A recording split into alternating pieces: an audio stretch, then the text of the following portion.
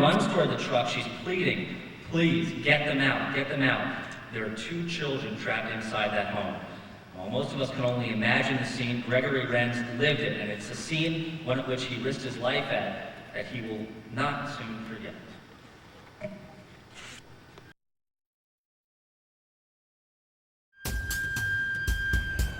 As we pulled up, our rig was the first one there, engine 24. The lady came to the rig, who ended up being the aunt of the 2 boys in the basement.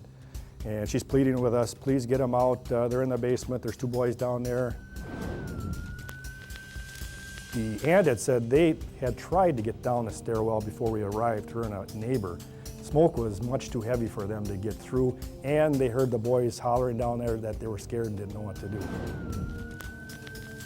I've got my air pack on my back, and I run to the back of the building with her. Now my company in the meantime is laying out a line. We got to get a hose line down there. You can't just have everybody run down the basement with a fire down there without a hose line. So they're busy getting that hose line laid out so that they can get down there, hopefully contain the fire, put it out while we do a full search and rescue. And coming down the stairs initially too, we were hollering out, hey, Brandon, are you down here? Crendon, are you down here? The boys. No response. They just didn't know what to do. It appeared what they did was huddle at the foot of the bed. Anyway, I found the first boy, found my way back to the stairwell. By that time, a firefighter from ladder 13 was making his way down the stairwell. Said, here, I've got one.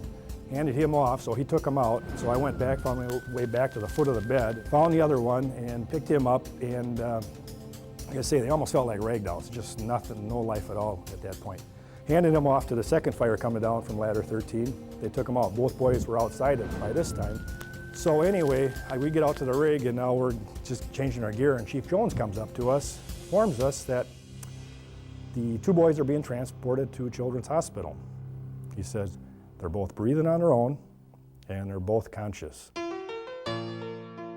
Could have just tipped me over right there. I'll tell you what, that was one of the best feelings. Oh, it's like knowing that, because you just don't know. When you're pulling these kids out of the basement, it's like, are we too late again? So in a situation like this, when you have the chief tell you that they're up and around, they're off to the hospital, the bottom line was they're okay. You know, it's like, wow.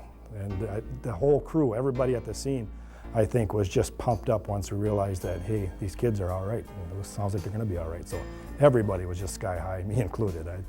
That's when you realize, yeah, we have the best job in the world. There can't be any feeling anywhere that feels better than something like this.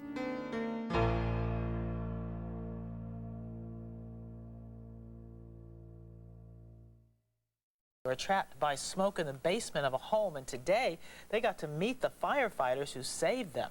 Lauren Lemanchik was at the firehouse today for the emotional reunion.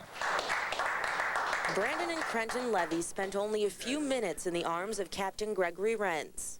Brandon, hi. Nice to see you. But today the boys and their mother, Tawana, know it's because of him and the rest of the 5th Battalion they are alive. I'm just thankful. I just can't even say thank you enough. I'm just glad they worked together as a team and saved my children. Thank you. Renz found the 2 unconscious brothers in the basement of their burning home. Since then, they've been battling the effects of severe smoke inhalation. To see him up and around and talking and with all this energy and vitality is wonderful.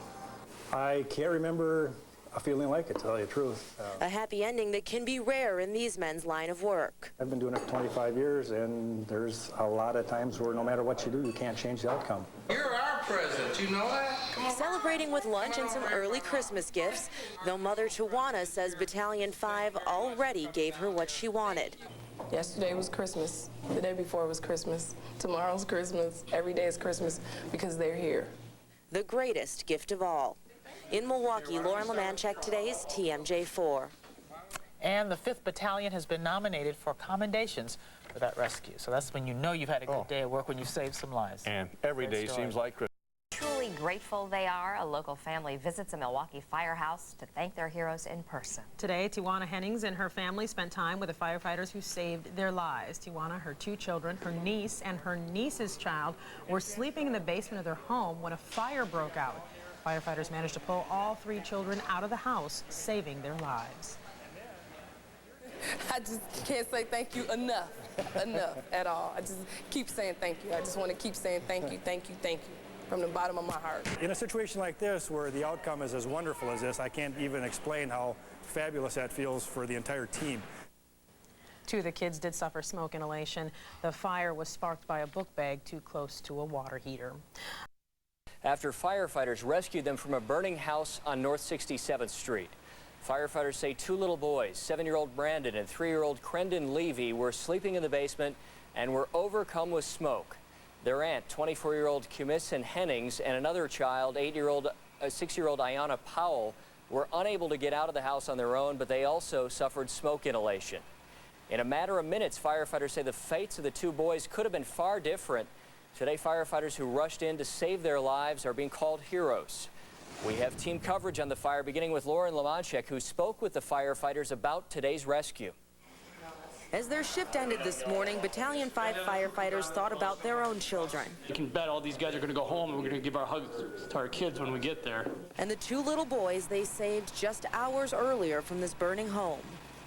When firefighters arrived at the scene, they were told that there were two children in the basement, but the smoke was thick and it took a team effort to get underneath that smoke and find those two children in time. Captain Gregory Renz was the first one down the stairs. The kids were on the floor. The first priority, getting the two unconscious kids out.